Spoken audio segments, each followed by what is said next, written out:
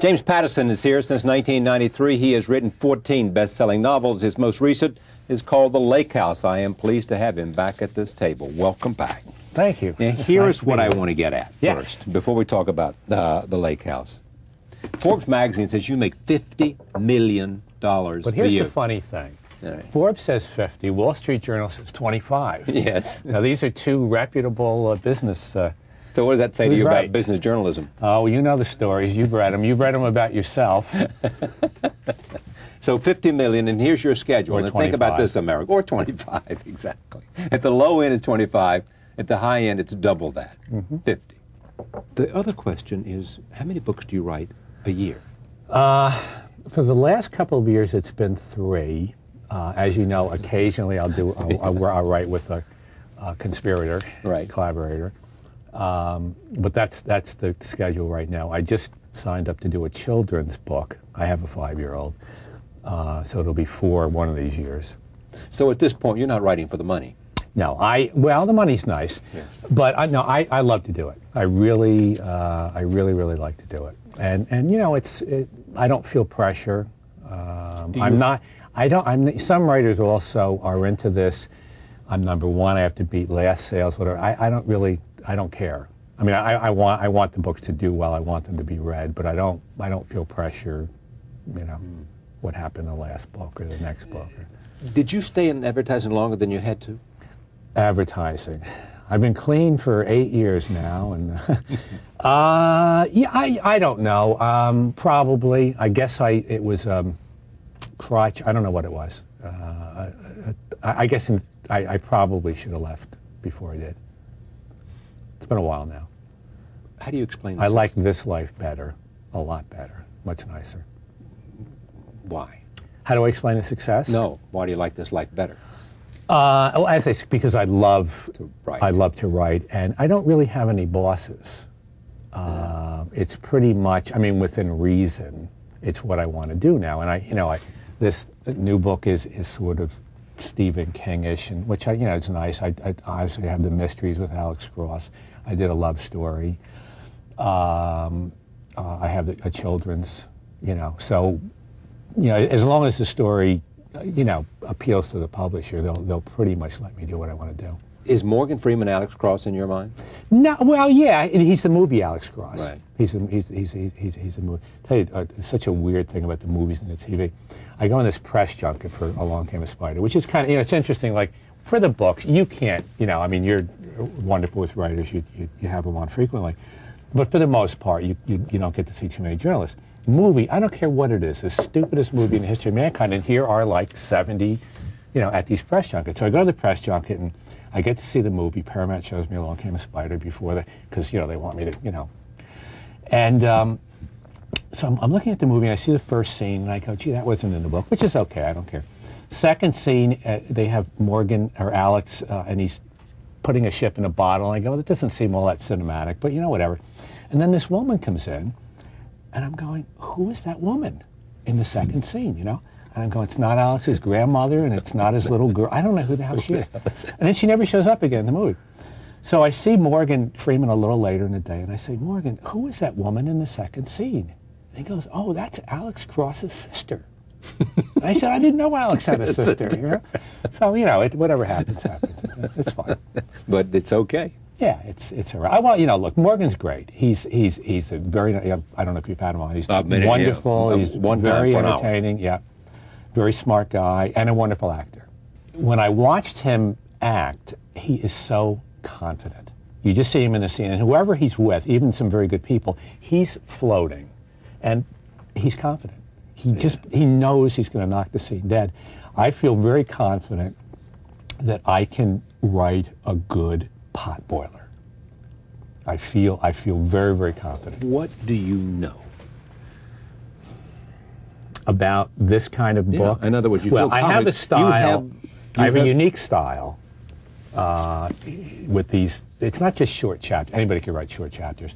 There are short chapters that just fire the plot forward, and something is happening. Whether it's charactered, something major is happening in every chapter. So that's a piece of it. Secondly, I think for suspense, the good fun stuff, it's questions that the reader or the movie watcher must have answered, and you must keep them in front of. Well, you must pose them first before you answer. They got to be posed, and the reader must care. It's like, I got to know, you know. I got to know and if you can keep that in front of them, then they just keep turning the pages. So that, you know, that's a piece of it. That's a piece of it. How much of it is literary skill? I don't know where the art and artifice and all that, I don't know where that crosses. I think there's an art here to doing some of this. I think the storytelling is good. The writing is okay. Yeah.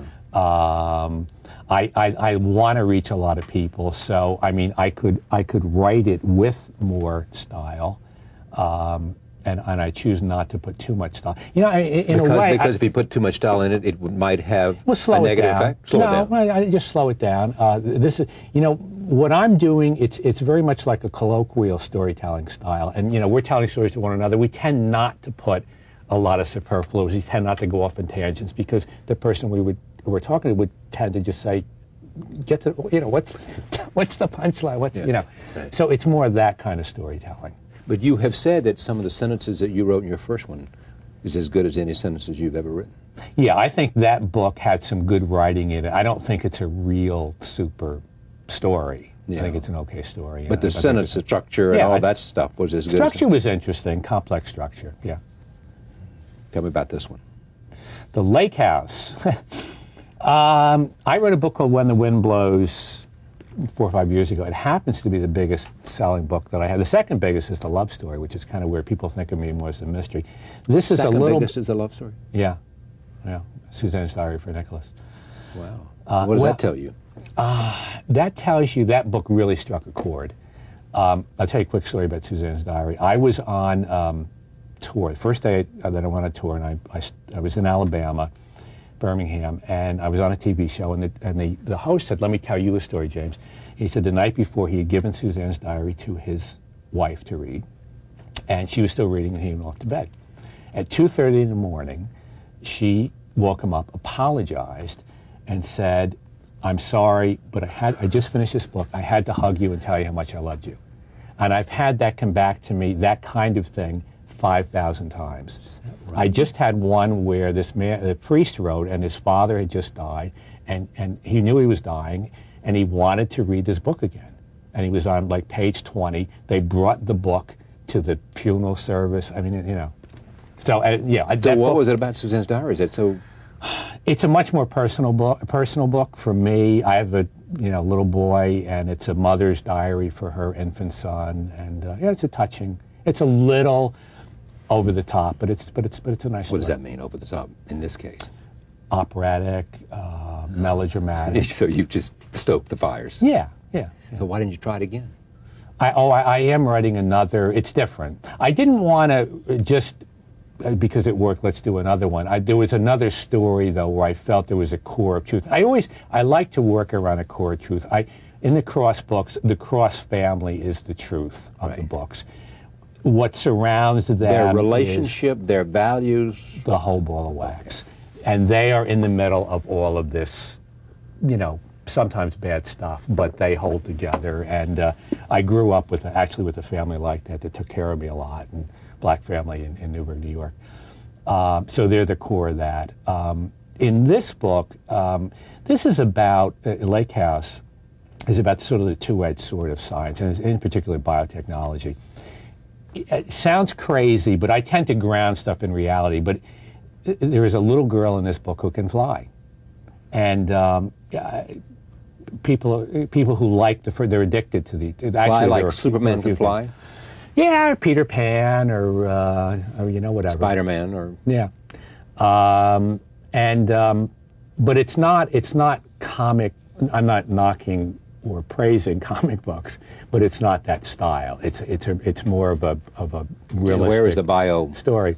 Well, that's how it happens. That's how these some kind of genetic engineer gave them the capacity.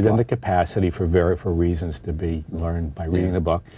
The interesting thing for me is when I researched, originally When the Wind Blows, every doctor, every scientist I spoke to said that stuff like this will happen in our lifetime. Not necessarily children with wings, but things that will blow our minds. That biotechnology, what's going to happen in the next 20 years is just stunning.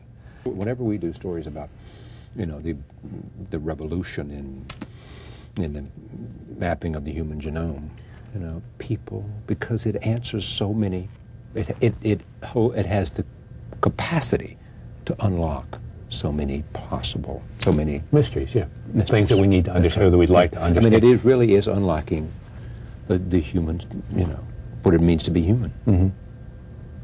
And so it's just extraordinary. And for guys like you, I would think it is just a gold mine of what you can do. Well, I love the things about this book, and that's one of them. And it is that double-edged sword of science, where on the one hand, it's all the potential that you could hope for. On the other hand, it's a little scary, because we see what happens with great things in this society. I mean, you know, nuclear energy. I mean, it can be very wonderful, or it can be trouble.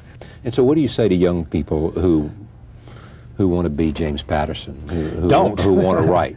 Well, it's really a mixed bag. What do you want to write? I think that if you really love it, you can't help it. You're just going to have to. I mean, it really depends. If you're going to write serious stuff, that's a whole different thing. If you want to write commercial stuff, I think, you know, rules of real estate, location, the rules of commercial fiction, story. Yeah. You know, get a good story and then just tell your story, you know. The book is called The Lake House. James Patterson, thank you for coming. Thank you. It's great to see you nice again. to see you again. Continued success. Thanks. Thank you for joining us. See you next time.